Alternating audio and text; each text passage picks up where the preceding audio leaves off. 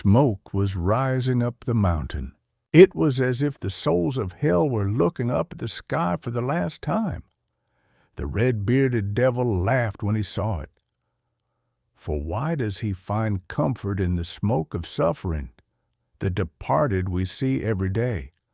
The black robe of the woman who dances dreamily in the sky. The dopey face of the man who hides in the crevices of the cliff. I was horrified when I realized that I had memorized their faces in this way. This is fatal to the devil. Kindness is a sin in hell. It is insane to cuddle with sinners. So I closed my eyes and listened to the storm, the cold wind, the howling thunder. It washes my heart. It must. But then, from the depths of that storm, I faintly heard a melody I had heard somewhere before. When I opened my eyes, that woman in black was singing in the storm. Then I went to see her every day. When I heard her singing, I felt something warm touch the back of my heart. "Why do you sing?" I asked. But there was no answer. I didn't care. I wanted nothing more than to hear her sing. On my way home, I suddenly called out to the deceased in the corner of the cliff. I said, "I'm going back tomorrow to listen to her sing again. Will you come with me?" And the man looked surprised, then nodded slowly. For the next few days, the deceased and I went to hear the woman sing. Her voice was so disciplined, so earnest, so unfazed by the storm. It was as if she was praying. One day I asked the deceased about the songs, and he guessed the names of the songs one after another. The man used to be a musicologist, but he could not understand the name of the song I liked the best. I asked the woman, "What is the name of this one song that even a musicologist doesn't know?" The woman stopped singing and turned her head for the first time. There was a stillness in her eyes like a deep night.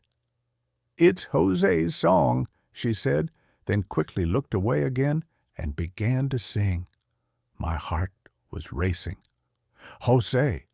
The name seemed to scratch at the inner walls of my heart. It was pathetic, but that was all I needed to talk to her. I had believed that I had become a demon, that I had no memory of my previous life, no tenderness. But now something about your song shook me. I told her that there was a way to return to earth, that I was gradually becoming affectionate with the deceased, and that I was glad to hear your song again today. I spoke. I didn't hide anything. I wanted to be liked. That was all. The woman smiled. Then she told me how she felt. I've never heard of a demon making friends with a deceased person. I was elated. I asked her name, and she answered, "Carmen." A single flower blooming in the hot, dry land of Spain comes to mind. Carmen asked for details on how to return to Earth. I told her. After I told her the story, she stopped singing. At the bottom of hell, there is a creepy legend called the World Tree. It is a giant tree, larger than the sun, whose roots bind hell like a prison, opening only slightly between midnight and the crowing of the chickens. If you bring a seed of the World Tree, which belongs to Satan the Devil King, into its crevice, it will be sucked up with the seed and eventually scattered to the earth. But the seed of the World Tree is in exchange for the memory of love. I believed that ridiculous story like it was the Bible, and now I believe it for Carmen. The day after we told the story, she confided in me that she wanted to return to Earth and, if possible, take the musicologist guy with her. She said, "I want to sing on Earth. I don't care if I forget my love, but I'm a little bit lonely alone. So, bring your friend too," I said. I managed to talk the man out of it, and as the three of us were on our way to Satan, the musicologist asked, "What's that song of Jose's? Who wrote that one?" "I wrote it," Carmen replied quietly. Maybe it was then that I realized that Jose was me. Maybe Jose was me. No, maybe not. Maybe I just wanted to think so. When the man asked, "Why did you come to Earth with me?" Carmen smiled and murmured, "If you can get along with the devil, you know, I thought you would do well on Earth." Every time Carmen's gaze fell on the man, I felt a stab. This is jealousy. No, silly, I am a demon. I should have given up all feelings of love. And Carmen certainly saw my momentary confusion. She looked surprised and sad. Satan was on the throne in the form of a wreck. Carmen said without hesitation, "First, give the man his seed." There was something theatrical and uncomfortable about this. When Satan said the incantation, the man suffered, fell to his knees, and spit out a red mass from his mouth like an egg. It was like an egg, but the seed of the world tree was firmly in the man's hand.